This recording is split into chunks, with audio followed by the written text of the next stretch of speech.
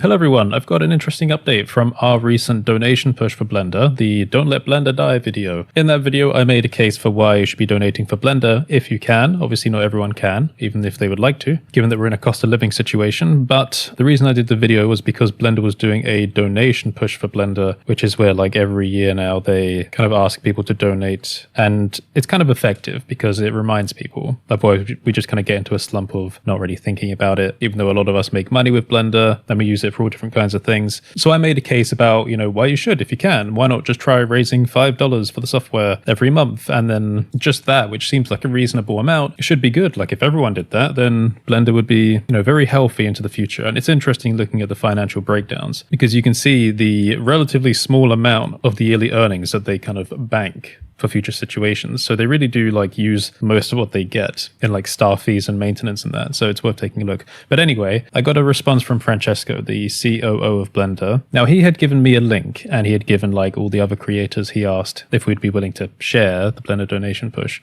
a link so that they could see how effective we were at convincing people to come to the Blender website and just take a look, not even donate, but they could track the donation as well. He told me that of all the people that clicked on my link from the video, there was a conversion rate of almost 20%. He said several hundreds of people donated from it, which I think is fantastic because there was also a large push on the graph. Hang on. Now, obviously, this is not all me, but the two toolbars above my cursor here, let me zoom in, the November 13th and November 14th, I'm pretty sure this large rise was from us primarily. And then the video died off as it does on YouTube because YouTube hates recycling the same video over and over again. They want to encourage you to keep posting to make them more money. The reason why I'm convinced this was mostly us is because I was tracking the other creators posting about Blender, and most of them didn't happen until after this day. So Andrew Price, Gleb Alexandrov, etc. And then finally this large spike is the release of Blender 5. I also know that a lot of people that watch my video did not use the link, because that's what happens. That's why I'm not really so active with affiliate marketing anymore. It's because every single person I asked when I used to share other people's products, every single person said, oh, I don't even use the affiliate link. When I learn about the product from you, I just go and I search it on Google. So I was like,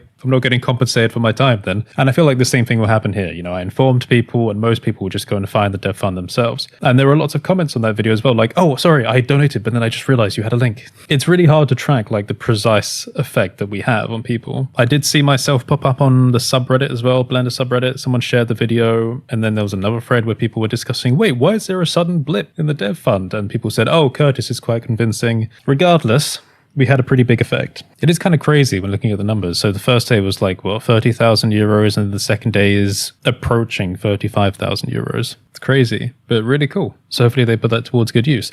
And also, I would like to apologize for making the video a bit clickbaity. I think I wanted to show off a bit as well. I don't do too well on YouTube because I don't really have much of a care for the platform anymore, really. When I see people clickbaiting, I do roll my eyes a lot, especially other Blender YouTubers. I don't always share my opinion about that, but I get a bit disenfranchised with the space. But I think what I wanted to do with that video is I wanted to prove that, look, it's not a skill issue. I can make things happen when I want to, if I really want to. And then I'll just go back to being a failure where I can do what I want on YouTube.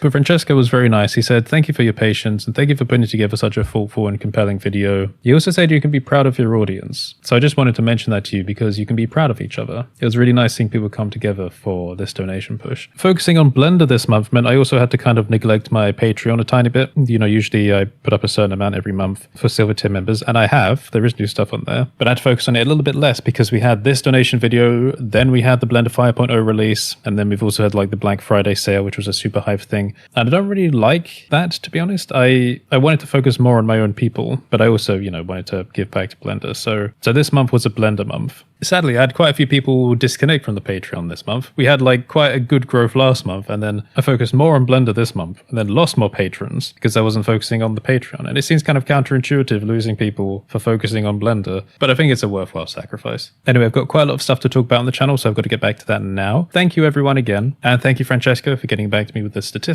If you made it this far through the video, put a party-related emoji in the comments. Woo! Have a great day, and I will see you next time.